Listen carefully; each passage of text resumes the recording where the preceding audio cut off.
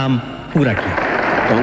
नमस्कार, मैं हूं प्रिया सिन्हा और आप देख रहे हैं idle eyes news Bihar channel, आपका अपना चैनल। आज का दिन पूरे देश के लिए बेहद खास है क्योंकि आज 26 नवंबर यानी संविधान दिवस है। वही दिन जब भारत की संविधान सभा ने हमारे महान संविधान को अपनाया था, यानी कि आज ही के दिन वर्ष 1949 में भारत ने अपने लोकतंत्र की नींव को पुख्ता किया था। 26 नवंबर को संविधान दिवस इसलिए मनाया जाता है क्योंकि इसी दिन संविधान सभा ने भारत के संविधान को आधिकारिक रूप से मंजूरी दी थी। हालांकि यह 26 जनवरी 1950 से लागू हुआ, लेकिन 26 नवंबर इतिहास में लोकतंत्र की सबसे बड़ी उपलब्धि के रूप में दर्ज है।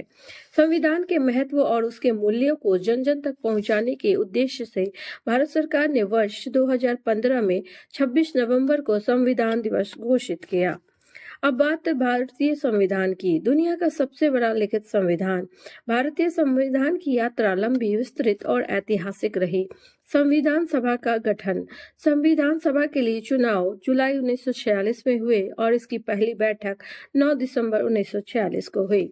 विभाजन का प्रभाव। 14-15 अगस्त 1947 को भारत पाकिस्तान के विभाजन के बाद संविधान सभा भी दो हिस्सों में बंट गई। संविधान निर्माण टीम। भारतीय संविधान के निर्माण में कुल 299 सदस्य शामिल थे और इस ऐतिहासिक सभा के अध्यक्ष थे डॉक्टर राजेंद्र प्रसाद, जो देश के प्रथम राष्ट्रपति भी बने। संविधान को तैयार करने में लगा समय। संविधान को तैयार करने में 2 साल 11 महीने और 18 दिन लगे।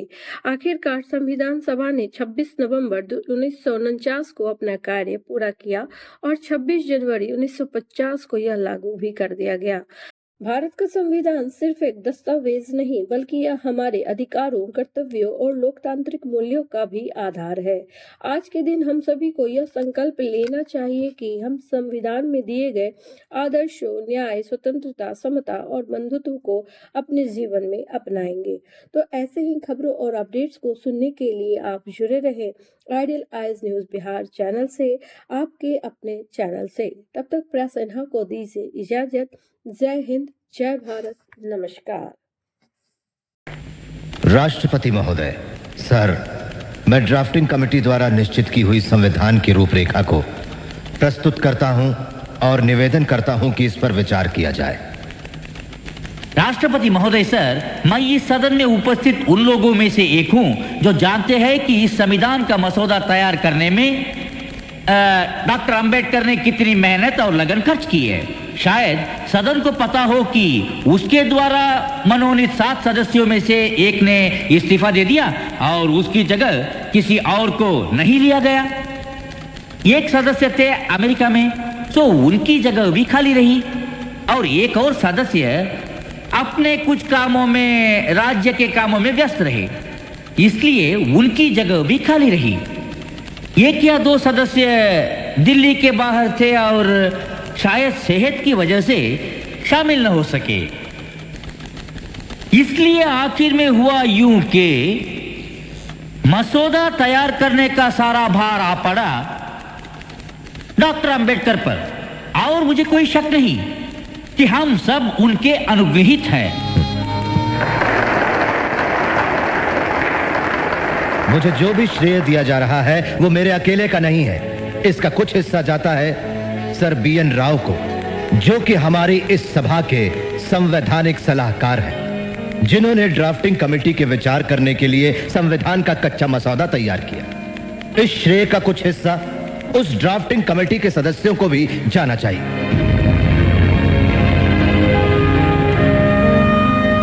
मैं यहां पर संविधान की अच्छाइयां गिनाने नहीं जाऊंगा, क्योंकि मुझे लगता है कि संविधान कितना भी अच्छा क्यों ना हो, वो अंततः बुरा साबित होगा अगर उसे इस्तेमाल में लाने वाले लोग बुरे होंगे, और संविधान कितना भी बुरा क्यों ना हो, वो अंततः अच्छा साबित होगा अगर उसे इस्तेमाल में लाने वाले लोग अच्छे होंगे। इसलिए जनता और उसके राजनीतिक दलों की भूमिका को संदर्भ में लाए बिना संविधान पर कोई भी निर्णय देना या कोई भी टिप्पणी करना मेरे विचार में व्यर्थ होगा।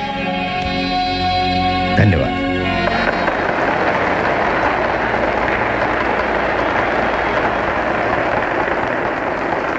यहाँ आसन पर बैठे हुए और प्रतिदिन की कार्रवाई को देखते हुए मुझे ये प्रतीत हुआ, जो शायद किसी और को ना हुआ हो, कि कितने उत्साह और लगन के साथ संविधान समिति के सदस्यों ने और खास तौर से उनके चेयरमैन डॉक्टर अंबेडकर ने अपनी खराब सेहत के बावजूद ये काम पूरा किया।